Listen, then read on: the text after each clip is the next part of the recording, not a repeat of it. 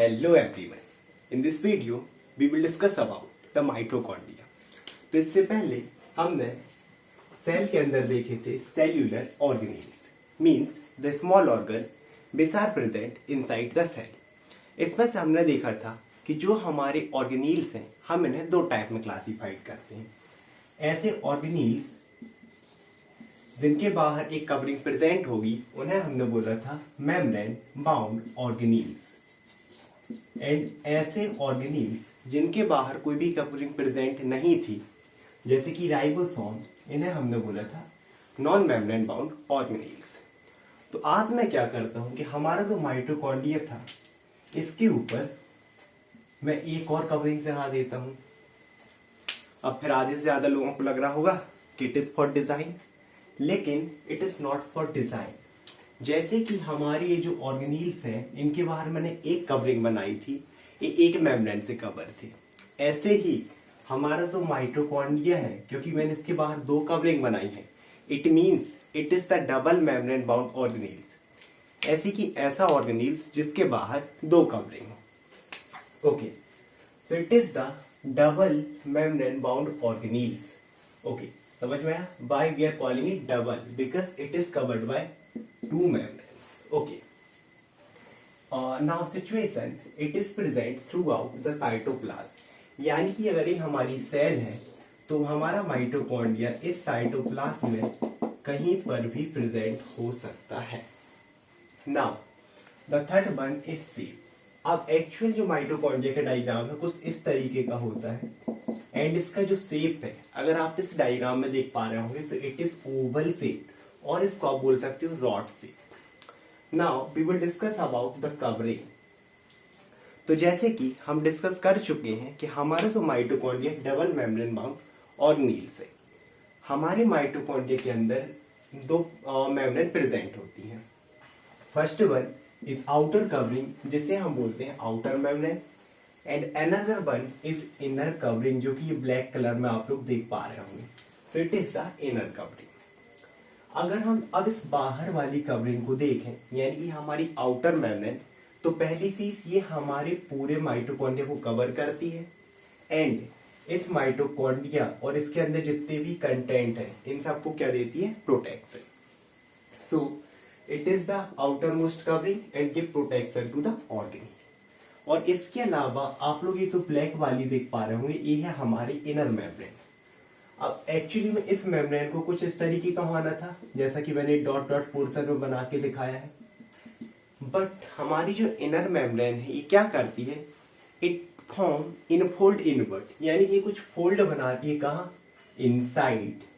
ये एक्चुअली में जाना ऐसे था, बट इसने क्या किया? अंदर एक कवरिंग बनाई है, इसे हम बोलते हैं क्रिस्टी। ये जो इनवर्ट प्रोजेक्शन है ना, self like, these are non edge Christie.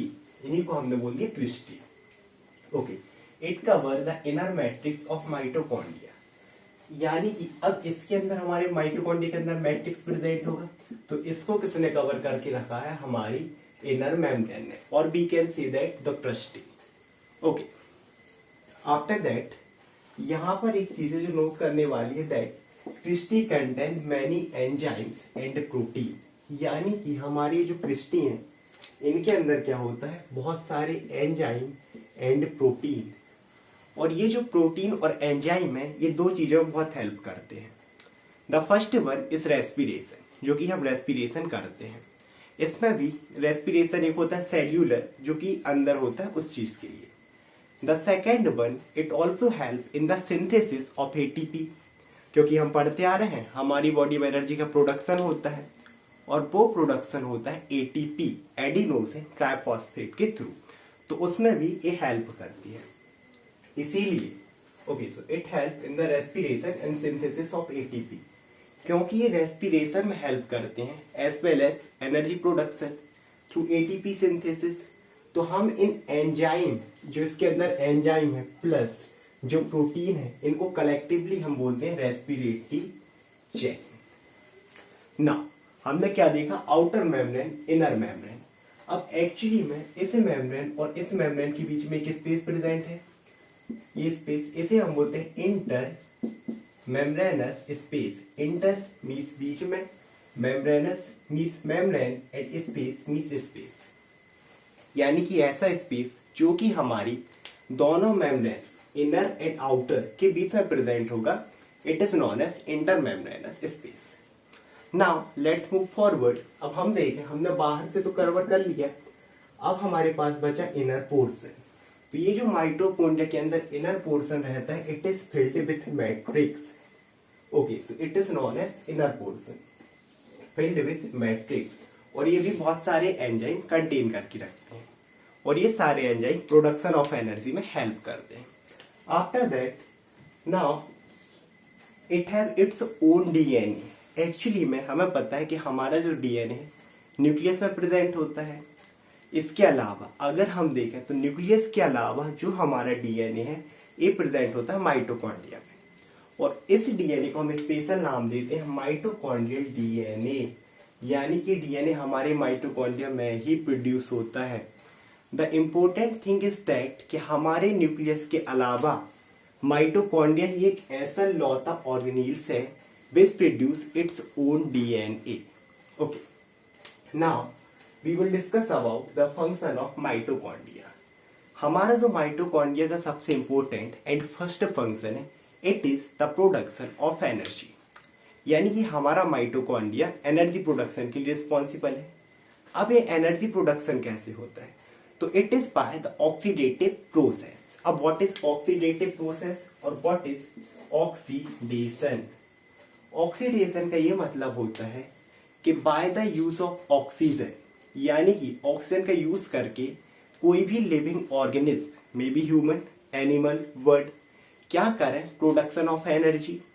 किसके थ्रू? फूड सब्सटेंसेस को ब्रेक डाउन करके, यानी कि हम ऑक्सीजन का यूज करेंगे किस चीज के लिए? फूड सब्सटेंस को ब्रेक डाउन करने के लिए, जिससे होगा प्रोडक्शन एनर्जी का।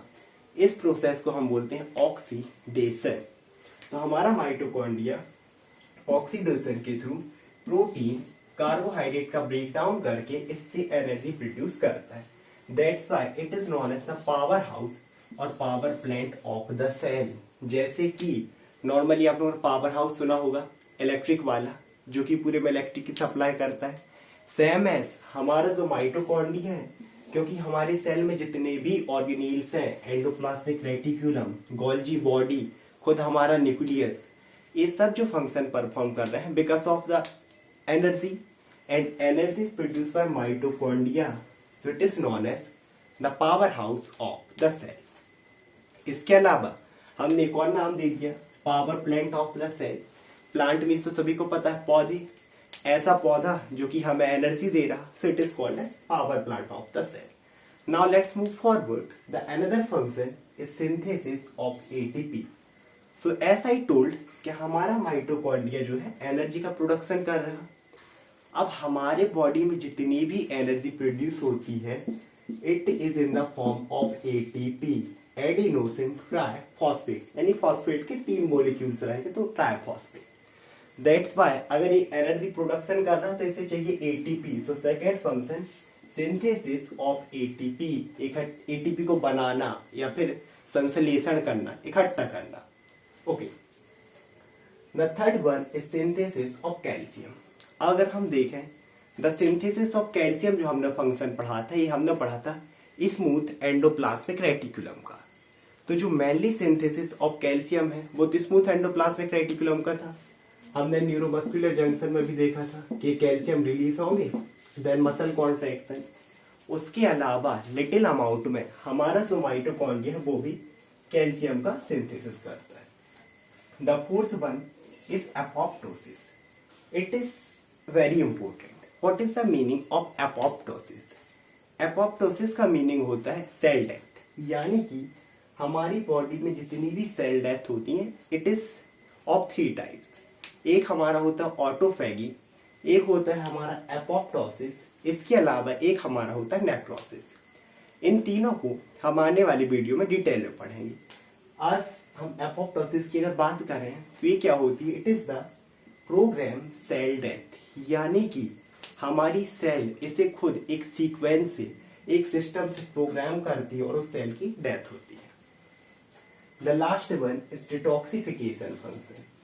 अब ये जो डिटॉक्सिफिकेशन फंक्शन होता है, डिटॉक्सिफिकेशन मैंने मीनिंग पहले बताई है, रिमूवल ऑफ वेस्ट प्रोडक्ट। ये पर्टिकुलरली होती है लिवर में। और लिवर में किसका डिटॉक्सिफिकेशन होता है? अमोनिया का। अब ये अमोनिया के डिटॉक्सिफिकेशन करते, अब ये कैसे होता है? एक्चुअली में इसकी जो प्रोसेस है, हम डिटॉक्सिफिकेशन ना बोल के इसको बोल सकते हैं कि अमोनिया से यूरिया का बनना। यानी कि हमारी किडनी में जो यूरिन है वो in the form of ammonia बनती है। अब ये जो अमोनिया रहता है, ये रहता है बहुत ही खतरनाक, डेंजर या फिर टॉक्सिक सब्सटेंस। तो क्या होता है कि ये अमोनिया हमारी किडनी से कहाँ पर जाती है? हमारे लिवर में। और जो हमारा लिवर रहता है, हमारा जो लिवर रहेगा इस अमोनिया को कन्वर्ट करता है यूरिया में। क्योंकि कंपेयर टू अमोनिया यूरिया ज्यादा खतरनाक नहीं होता, इससे कम डेंजर रहता है और टॉक्सिक रहता है। एंड देन इस फॉर्म में जो होती है यूरिन हमारी बॉडी से बाहर होती है।